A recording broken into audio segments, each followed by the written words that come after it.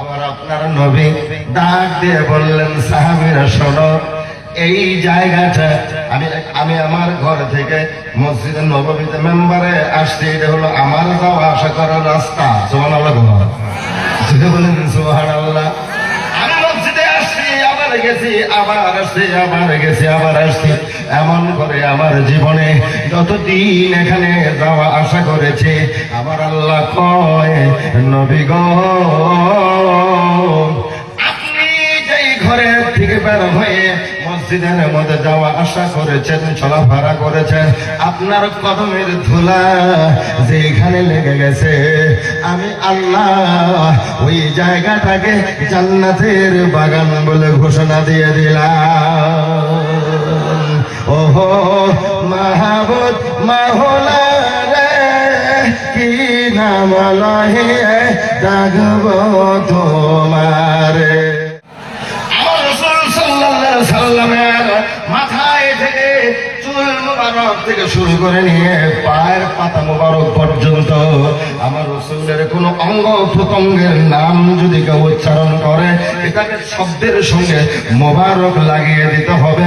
রাসূলুল্লাহর চুল মোবারক, রাসূলুল্লাহর কদম মোবারক, রাসূলুল্লাহর থুতু মোবারক, রাসূলুল্লাহর পসিনা মোবারক। এত জোরে বলা যাবে কি সুবহানাল্লাহ।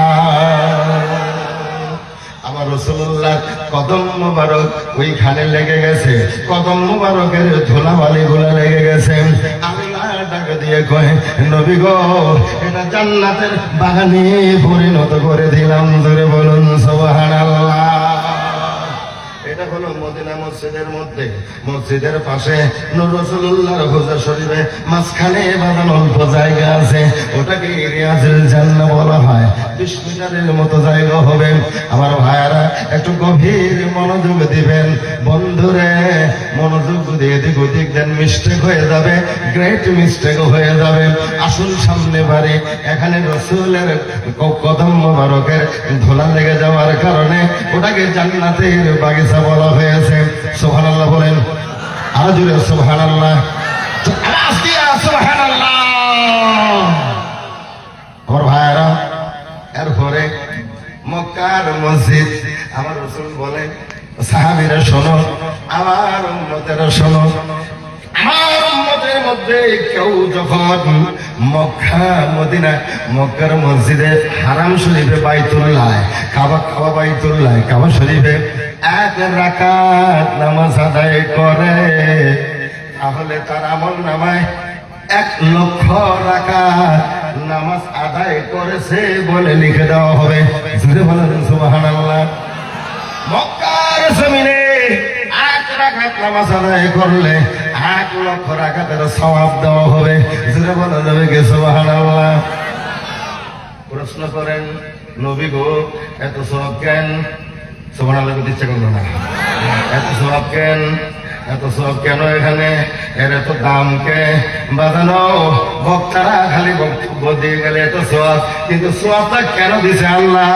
এইটা বক্তারা ওয়াজ করে না কেন? কি হইছে ওটা কেন বলা হচ্ছে না? আমার ভাইয়ারা, আসুন আমি বলতেছি, বলবো নাকি? আমার ভাইয়ারা, আল্লাহ সুবহানাহু ওয়া তাআলা তার পবিত্র কালামে কোরআন শরীফে সূরা বালাদের মধ্যে ঘোষণা করেন, ওয়া আনতা হিল্লুম বিহাযাল বালাদ। আর ভাইরা, আল্লাহর রাসূল সাল্লাল্লাহু আলাইহি ওয়াসাল্লাম এই মদিনা মক্কার জমিনে আমার রাসূলের আগমন হয়েছে। সুবহানাল্লাহ বলেন। মক্কার জমিনে রাসূল আগমন করলেন।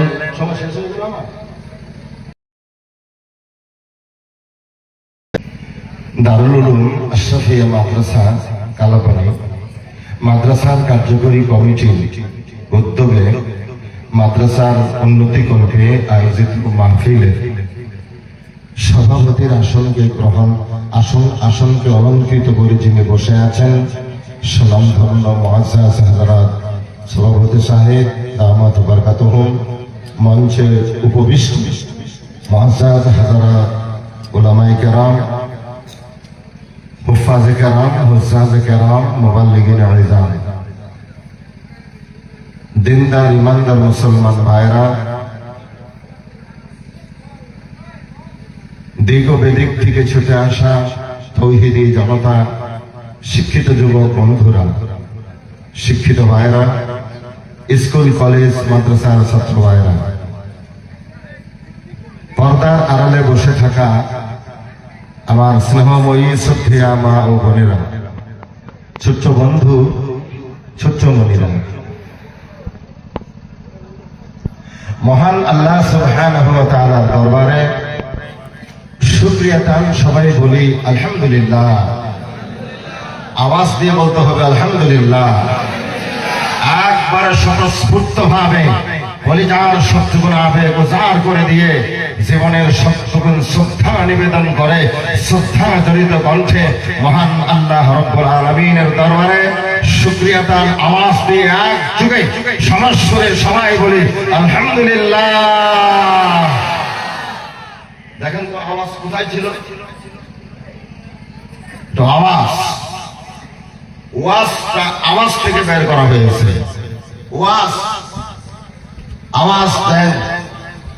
আওয়াজ দিতেছি,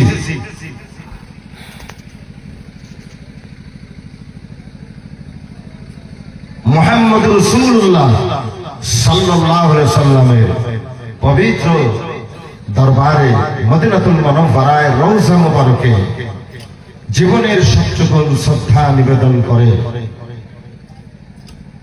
জীবনের শেষ পারের মতো কিয়ামতে একমাত্র নাজাতের জরিয়া মনে করে নবীজির শানে দরুদ ও সালাম সবাই বলি সাল্লাল্লাহু আলাইহি ওয়াসাল্লাম। আওয়াজ দিয়ে বলতে হবে সাল্লাল্লাহু আলাইহি ওয়াসাল্লাম, আরো জোরে বলি সাল্লাল্লাহু আলাইহি ওয়াসাল্লাম। আমি একটা প্রোগ্রামে আছি, পরে বলতেছেন, প্রোগ্রামে বসে গেছি।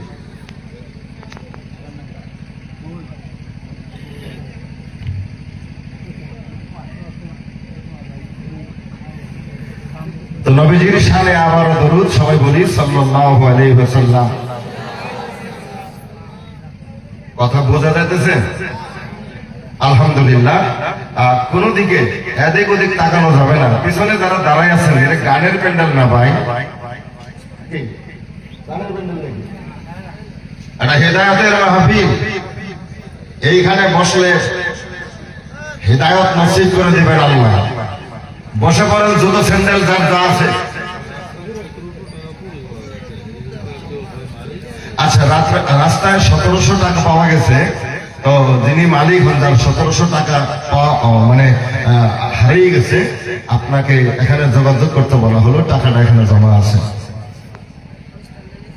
আমার দুলা ভাইয়ের কাছে টাকা না, উনি আমার দুলা ভাই হয়। তো যাই হোক, এটা গানের প্যান্ডেল না, এটা হলো ওয়াজ মাহফিল। কোরআন ও হাদিসের আলোচনা হবে। এখানে আল্লাহ ও আল্লাহ রসুলের মিরাস বন্টন করা হবে নাকি? এখানে আল্লাহ রসুল, আল্লাহ এবং আল্লাহ রসুলের সম্পত্তি ভাগ করা হবে, বাটোয়ারা করা হবে। আচ্ছা বলেন তো, আপনারা সম্পত্তির ভাগ বাটোয়ারার কথা কইলে কিভাবে যাবেন? কথা কয় না, যাবে কিনা? যাবেন। তাহলে এইখানে আল্লাহ এবং আল্লাহ রসুলের সম্পত্তি মানে মিরাস বন্টন করা হচ্ছে, অথচ মানুষ এখানে এসে দাঁড়িয়ে থাকে। বসেন, দেখেন এটা একটা আদব। ধর্মীয় মাহফিলে, ধর্মীয় জলসাগুলোতে আদবের সাথে ওযু দিয়ে টুপিটা মাথায় পরিয়ে বাস এক জায়গায় আপনি বসে পড়েন। সামনের দিকে বসেন, পিছনে না, সামনের দিকে বসেন। আল্লাহ পাকের খাস রহমত সকিনা নাজিল হয়ে যাবে। সবাই জুড়ে বলি আমিন।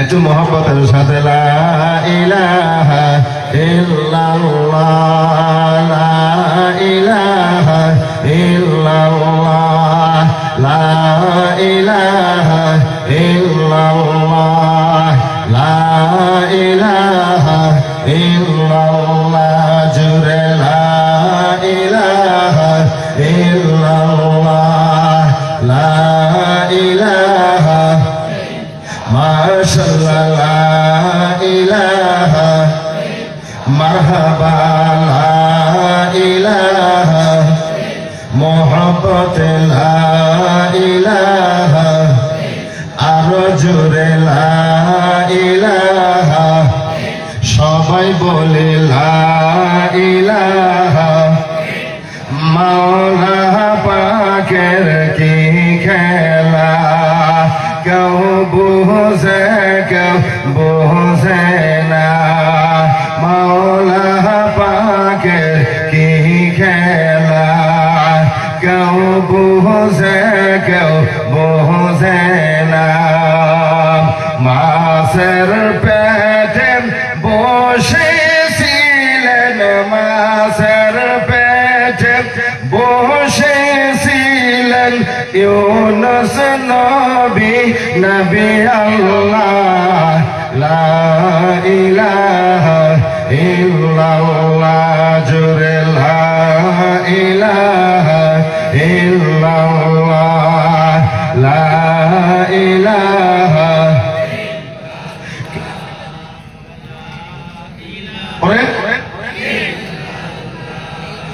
লা ইলাহা মাওলা পাকের কি খেলা বাজলো রে ডঙ্কা কারবালা মাওলা পাকের কি খেলা বাজলো ডঙ্কা কারবালা হাসান শহীদ জহর পানে হুসাইন শহীদ কারবালা লা ইলাহা ইল্লাল্লাহ লা ইলাহা ইল্লাল্লাহ লা ইলাহা মুহাম্মাদুর রাসূলুল্লাহ সাল্লাল্লাহু। আপনাকে কষ্ট হইতেছে? কথাগুলো বোঝা যাইতেছে? বাস একদম মনোযোগ, গভীর মনোযোগ, এদিক ওদিক হবেন না। আমি কোনো কিচ্ছা কাহিনী নিয়ে মাহফিলে আসি না। কোরআন হাদিস থেকে আল্লাহ তৌফিক দিলে দুই কথা বলবো, নইলে ওয়াজ বন্ধ করে দিয়ে চলে যাবো। আহসানুল কাসাস যদি হয় তাহলে বলবো, নচেত কোনো কিচ্ছা কাহিনী কালোগাজি চাম্পাবতী এগুলো নিয়ে আসেনি। একদম এদিক ওদিক লড়াচড়া করতে পারবেন না, মাথা ঘোরাইতে পারবেন না। একদম আমার দিকে চাতক পাখির মতো চাই থাকুন মনোযোগের সাথে, তাহলে কথাগুলো মনোযোগ চাই থাকেন আর কথাগুলো শুনতে থাকেন। এই যে দুটো কান আছে আর অন্তরেও দুটো কান আছে, অন্তরের কান দিয়ে শুনেন। আল্লাহ রাসূল সাল্লাল্লাহু আলাইহি ওয়াসাল্লাম মসজিদে নববীর মধ্যে, মানে নবীজির মসজিদের মধ্যে, এটা কোথায়? মদিনাতুল, যেটা বলেন মদিনাতুল মুনাওয়ারা। মদিনাতুল মুনাওয়ারায় নবী পাকের মসজিদের মধ্যে সাহাবায়ে কেরাম পরিবেষ্টিত, নবীজি বসে আছেন, কথা বলছিলেন। সাহাবায়ে কেরামরা ওইখানে জলিলুল কদর সাহাবী আবু বকরের মতো সাহাবী, ওমরের মতো সাহাবী, উসমান, আলী রাদিয়াল্লাহু তাআলা আলাইহিম আজমাইন, এনাদের মতো বড় বড় সাহাবী ওইখানে বসে আছেন। আল্লাহু আকবার বলেন। একটু আল্লাহু আকবারের আওয়াজ এত ঠান্ডা, চিল্লায় বলতে হবে আল্লাহু আকবার। আমার ভাইরা, আওয়াজটা বসা বসা মনে হয় অনেক দিন থেকে প্রোগ্রাম শুরু হয়ে গেছে। এই যে ডেলি, গতকালকে রাত্রে প্রোগ্রাম করছে ধুবড়িতে, ধর্মশালা 4 নম্বর পার্ট, ওইখানে ওটাও মাদ্রাসা বানাতের জলসা। গতকালকে আমার বাড়ি থেকে ভুলে গেছে, আমার বাড়ি থেকে এই অল্প মানে 500 হবে এরকম আর কি দূরত্বের জলসা, হিদায়তী জলসা আছে। আর আগের দিন জলসা করছিলাম ধর্মশালাতে। তো যাই হোক, রেগুলার প্রোগ্রাম, আওয়াজটা বসে গেছে, আপনারা বুঝতেছেন তো? তো আমার কথাগুলো বোঝা যায়? বাস বুঝলেই হলো, মানে বলনেওয়ালা যেমন তেমন, বুঝনেওয়ালা ডাট, আপনারা বুঝলেই হলো আমি কি বলি। কথাগুলো রাসূল মাকবুল সাল্লাল্লাহু আলাইহি সাল্লাম বসে আছেন, সাহাবায়ে কেরামদের বলতেছেন। হাদিসটা ইমাম তিরমিজি, জামে তিরমিজির মধ্যে হাদিসটা ঘোষণা করেন, ওয়া ইযা মারারতুম, গভীর মনোযোগ দিবেন। নবীজি বলেন, ওয়া ইযা মারারতুম বিরিয়াদিল জান্নাতি ফারতাউ,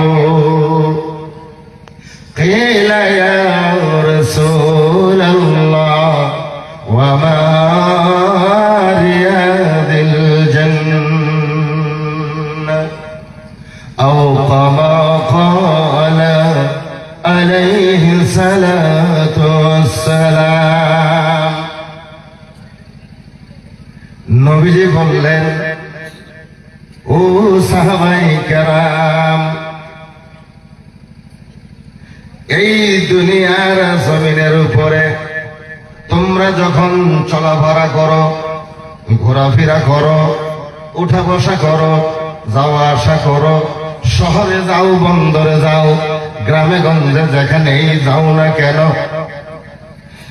আমি রাসূল বলে দিলাম সাহাবীরা রে, এই দুনিয়ার জমিনে চলাফেরা করার সময় কোথাও যদি আল্লাহর জান্নাত দেখতে পাও, তাহলে ওই জান্নাতে গিয়ে বসে পড়িও, আর ওখান থেকে জান্নাতে ফলমূল গুলো সংগ্রহ করে তোমার পরলৌকিক জীবনের রাস্তাটাকে সঠিক করে নিও।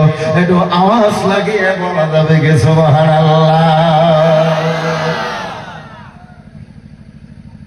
সাহাবায়ে কেরাম নবী দুজাহানের কাছে জিজ্ঞেস করলেন, ইয়া রাসূলুল্লাহ, এই দুনিয়ার জমিনে আমরা আল্লাহর জান্নাত কোথায় পাবো গো নবী? আর জান্নাতের ফলগুলো কেমনে সংগ্রহ করব? ইয়া রাসূলুল্লাহ, ইয়া হাবিবাল্লাহ,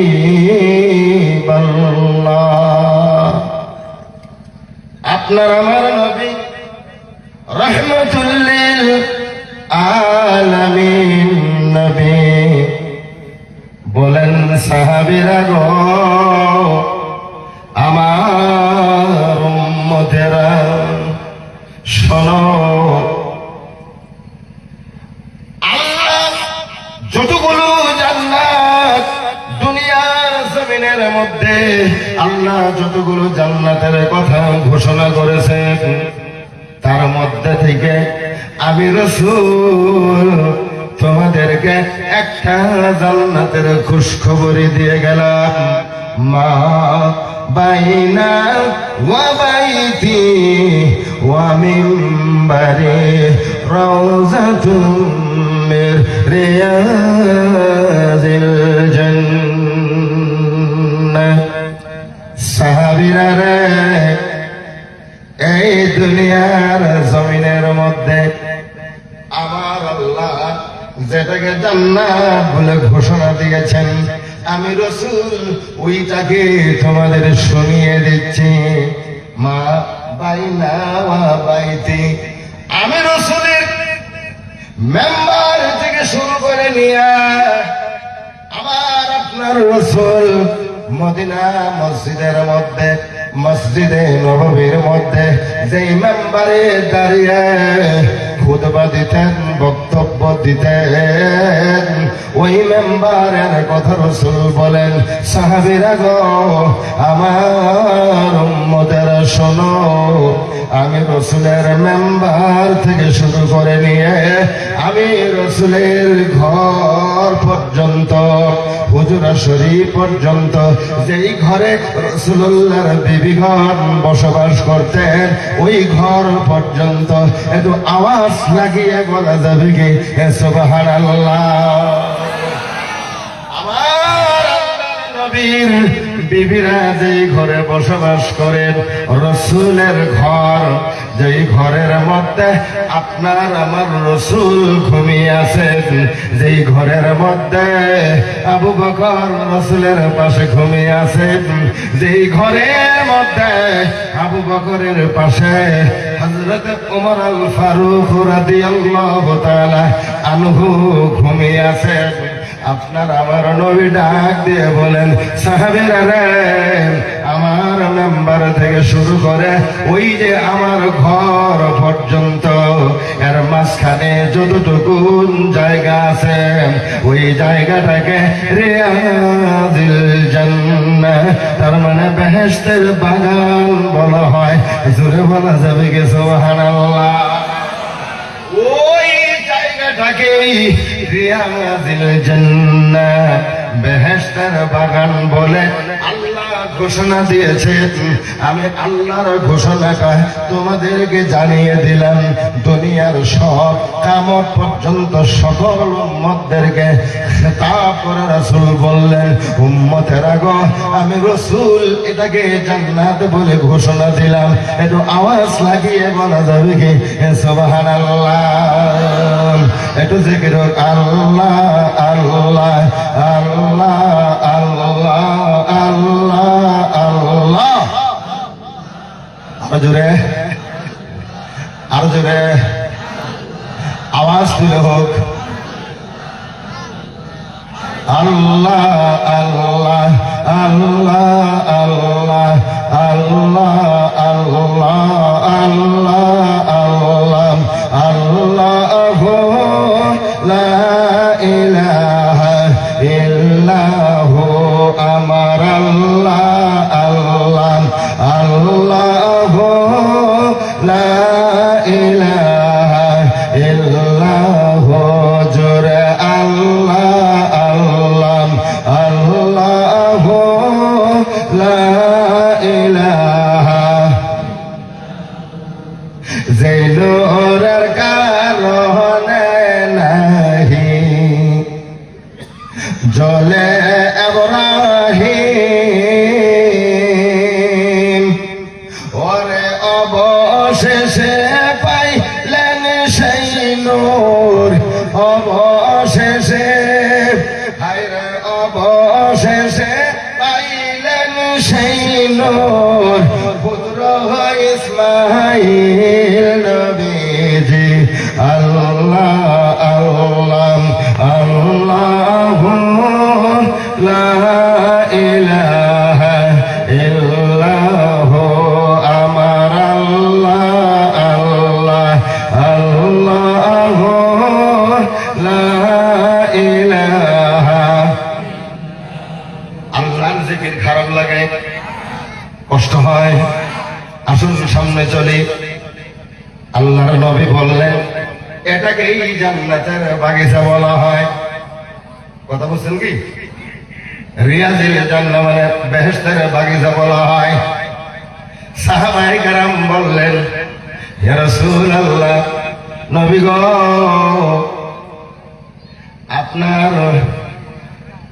আপনার ঘোষণা দেওয়া জান্নাতের মধ্যে যারা আসতে পারবে না কেন গো নবী? জানেন আপনার অনেক গরিব, এতিম, অনাথ, অসহায় উম্মত হবে। নবী গো, ওই উম্মতেরা পৃথিবীর কোনায় কোনায় বসবাস করবে। কেউ আমেরিকায় থাকবে, কেউ লন্ডনে থাকবে, কেউ গ্রেট ব্রিটেনে থাকবে।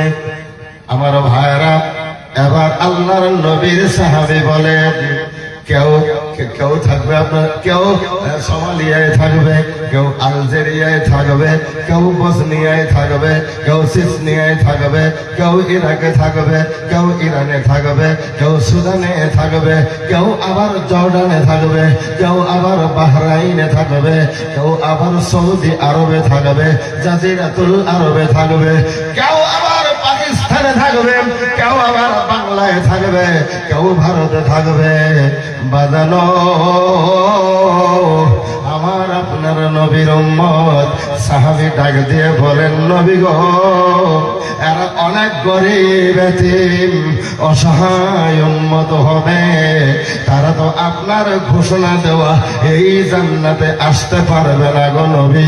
যদি আপনার ঘোষণা দেওয়া জান্নাতে তারা আসতে না পারে, তাহলে কিয়ামতের ময়দানে কি তারা আল্লাহর জান্নাতে জায়গা পাবে না? প্রশ্ন করছে নবীর সাহাবী, এই জান্নাতে যারা আসতে পারবে না কিয়ামতের ময়দানে তারা কি আল্লাহর জান্নাতে যাইতে পারবে না, জায়গা পাবে না?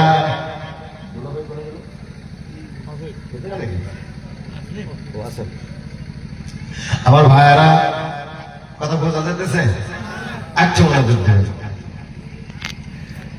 সাহাবায়ে কেরাম বললেন, তাহলে কি তারা কিয়ামতের ময়দানে আল্লাহর জান্নাতে যেতে পারবে না?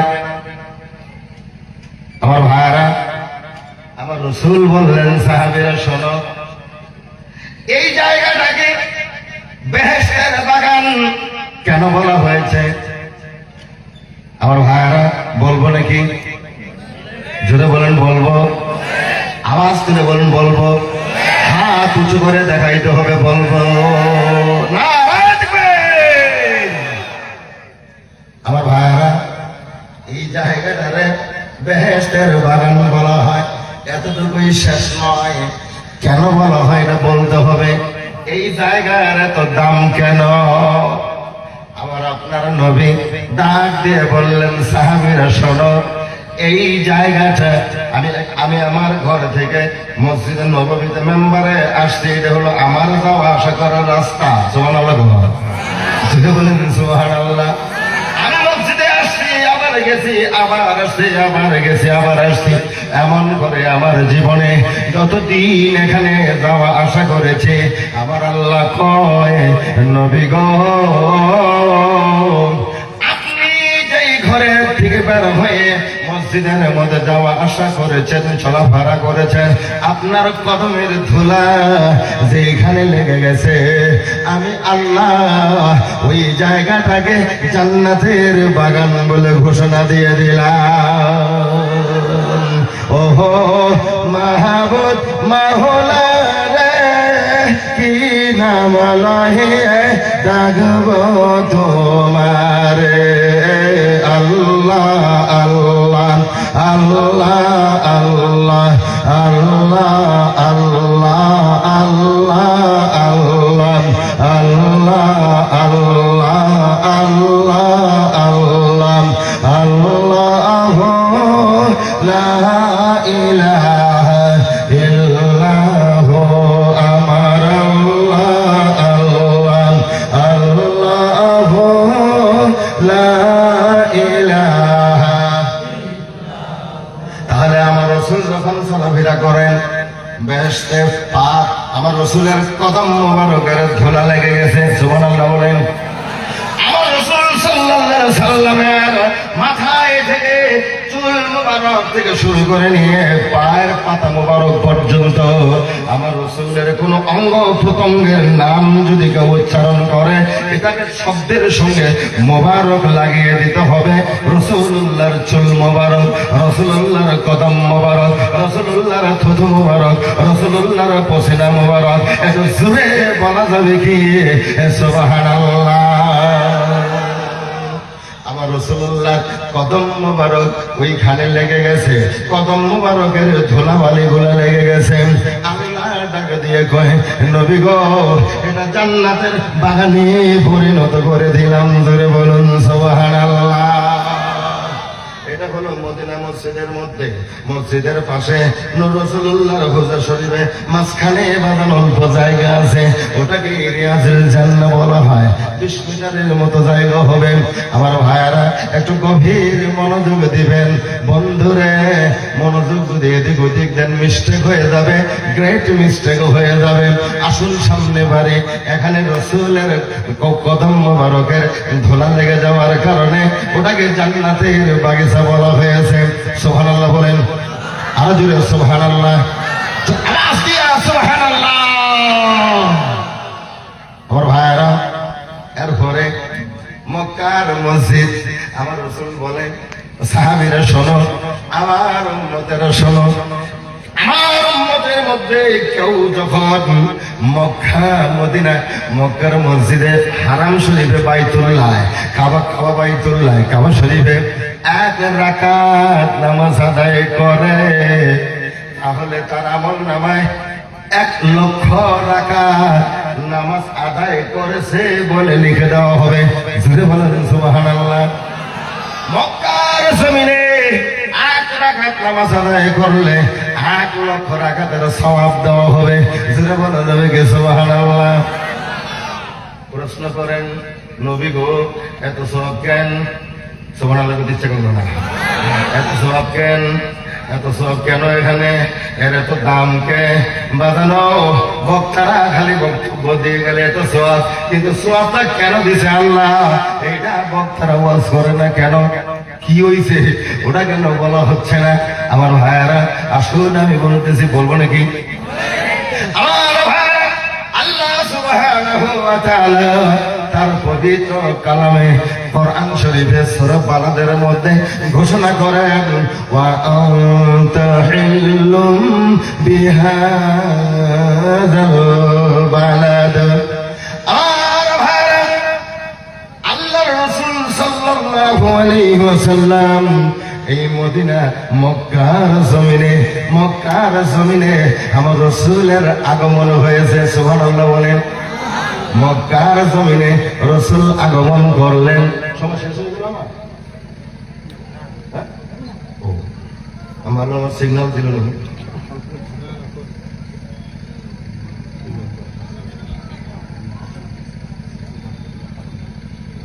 এটা তো হবে না, এটা কেমন একবার বন্ধ হয়ে গেলে এবার ওয়াজ কেমন একটু রেস্টে থাকেন। এলাম দিয়ে আসুক, তাহলে আসুক, আসা একটু রেস্টে লাগবো না, বসবো, কিছু খাবো, একটু রেস্ট নিয়ে বসবো, করবো,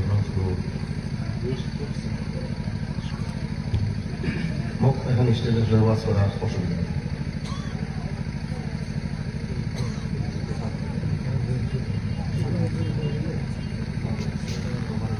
অসুবিধা নেই। পরে আমার লস হবে না, মানে একটা বক্তার প্যান্ডেলে দুইবার লস হয় না, এটা আপনারা বোঝার চেষ্টা করেন। কারণ ওয়াজের একটা ধাজন উঠে গেছে, এটা যখন বন্ধ হয়ে যাবে এটা হবে না।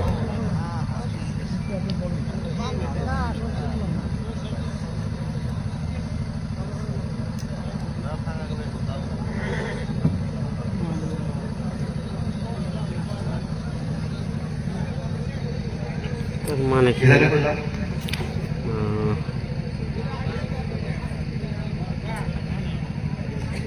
বললাম? মক্কায় কাবায় নামাজ পড়লে এত সওয়াব কেন?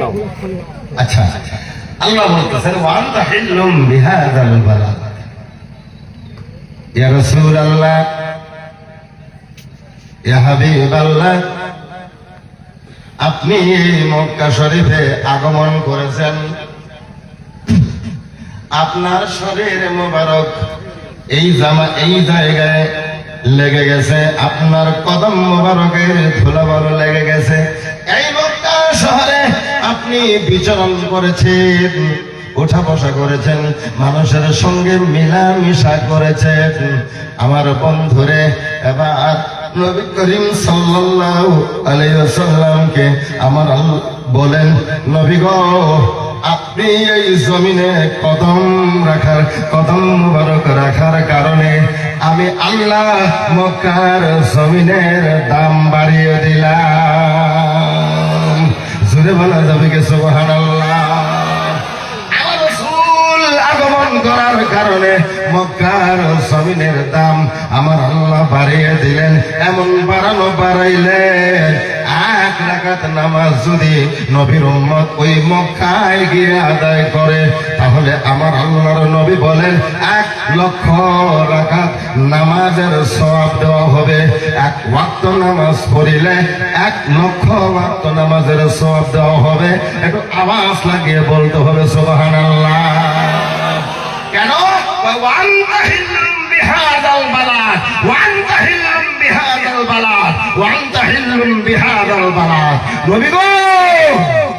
আপনার আগমন হয়েছে, এই জমিনের জমিন ধন্য হয়ে গেছে।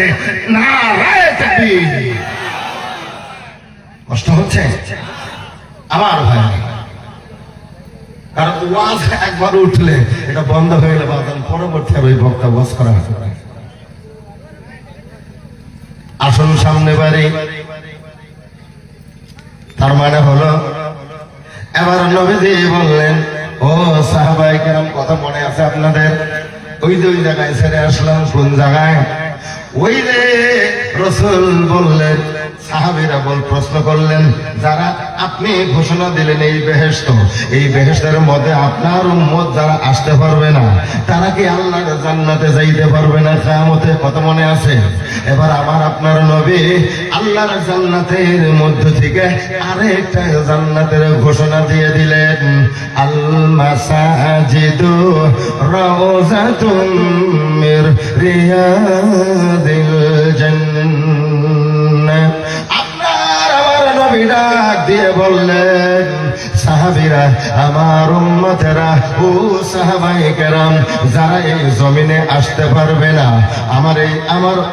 আমার জিয়াজিল জান্নাতে আসতে পারবে না, উমরা আসতে পারবে না, হজে আসতে পারবে না, আমার অনেক গরীব এতিম উম্মতের কারণে আমি রাসূল আরেকটা জান্নাতের খুশ খবরই দিয়ে গেলাম।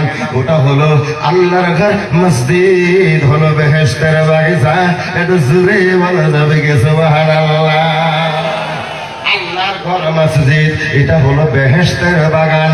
এই বেহেশতের বাগানের মধ্যে কিন্তু কপাল ভরা মুসলমানেরা ওই বেহেশতের বাগানে মসজিদে যাইতে চায় না। কতক্ষণ লাগে? কথা ঠিক না বেঠে গেলে কে মসজিদে যান না? কে মসজিদে গেলে কি হয়? মসজিদে যাবেন, মসজিদে যান, এমন কপাল ভরা মানুষ আছে ভাইরা আমাদের সমাজে এমনও কপাল ভরা মানুষ বসবাস করে, জুমার নামাজটা আদায় করতে মসজিদে যায় না। এরকম আছে না নাই? আরো জোরে বলেন, আছে না নাই? এই যে জুমার নামাজ ওদের যায় না, এইরকম মানুষ আপনার দেশে নাই? আছে। আজান হয়েছে, এ বেটা বই রয়েছে, কথা কর না, আজান হয়েছে, বেটা বই রয়েছে। আমার ভাইরা, বেটা বোঝে না আজান যে দিল, ডাকটাকে দিল। আপনার থানা বসে আছে না? কথা কয় না। আপনার কোন থানা? না কোন থানা? না না না কোন থানা? এখন থানার বসে যদি রাত 2টার সময় কাউরে ফোন দেয়, ওই থানা কনসে হেলপার জামা গরম হবো কিনা? কথা কয় না। গরম হবো না? পুলিশ পাঠাই দিছে, অথবা ইনফরমেশন দিতে থানায় আসতে বলো। পাজামা কি গরম, থানায় যাবো কিনা? তাহলে ওসি ডাক দিল থানায় যায়, কথা বলেন কেন আপনারা? আমার আল্লাহ কি ওসি চায় ছোট? আল্লাহ তো ডাক দিছে, আপনি গেলেন না? ডাক কেন দিছে? আল্লাহর ডাক। রাসূল সাল্লাল্লাহু আলাইহি সাল্লাম যেদিন ইন্তেকালের আগ মুহূর্তে উনি কান্নায় জর্জরিত কান্না। কি কেন কান্দেন? কান্দেছে ওয়ামা মালাকাত আইমানুকুম, আসসালাতু ওয়ামা মালাকাত আইমানুকুম। সালাত নামাজ, আমার উম্মতেরা নামাজ। ওই সময় রাসূলুল্লাহ কাঁদতেছিলেন। আল্লাহ জিবরাইল পাঠাইলেন, জিবরাইল যাও, কেন কান্দে? কই উম্মতের জন্য কাঁদতেছে। আল্লাহ বললেন, নবী গো, উম্মতের জন্য কাঁদতে হবে না, উম্মতের নামাজের ব্যাপারে আপনি চিন্তা করবেন না। আপনার উম্মতের নামাজের যখন সময় হবে, আমি আল্লাহ নামাজের ডাইকে দিব। জোরে বলুন সুবহানাল্লাহ। ডাকটা কার? আরো জোরে বলেন, আরো জোরে, আরো জোরে। আল্লাহর ডাক। আল্লাহ ডাক দিছে, আল্লাহ ডাক দিছে। আল্লাহর ডাকে আপনি শুয়ে থাকলেন, আসলেন না। বাজারে ঘোরাফেরা করতেছেন, মসজিদে আসেন, আসেন এরকম বাজারে ঘুরতেছেন, মসজিদে আসেন না। আল্লাহ ডাক দিছে, আপনি আসলেন না। আর যারা আইছে মসজিদে, যারা গেছে, এরাও আবার নামাজ বুঝে না। খারাপ পাইলেন? হুজুর আমাকে ধরলেন, আপনাকে ধরার কারণ হলো নামাজ বুঝে না। নামাজ কারে করে? কি নামাজটা কি জিনিস? নামাজ কারে করে? আমি একটা উদাহরণ দিই, দেব কি? নামাজটাকে বোঝানোর কারণে একটা উদাহরণ দিচ্ছি।